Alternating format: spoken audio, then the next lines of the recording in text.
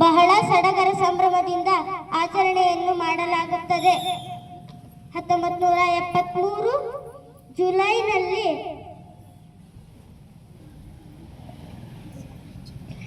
ಕರ್ನಾಟಕ ಎಂದು ಹೆಸರಿಡಲು ಚರ್ಚಿಸಲಾಗುತ್ತದೆ. 1973 ನವೆಂಬರ್ 1ರಂದು ಮೈಸೂರು ರಾಜ್ಯದ ಬದಲು ಕರ್ನಾಟಕ ಎಂದು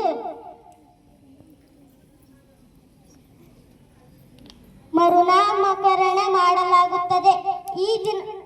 ಈ ನಾಡಿನಲ್ಲಿ ನಾವು ಹುಟ್ಟಿರುವುದಕ್ಕೆ ಹೆಮ್ಮೆ ಪಡಬೇಕು ಎಂದು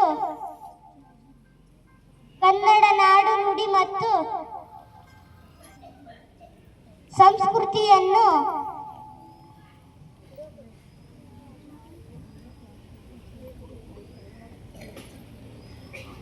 ನಾವೆಲ್ಲ ಪ್ರತಿಜ್ಞೆ ಮಾಡ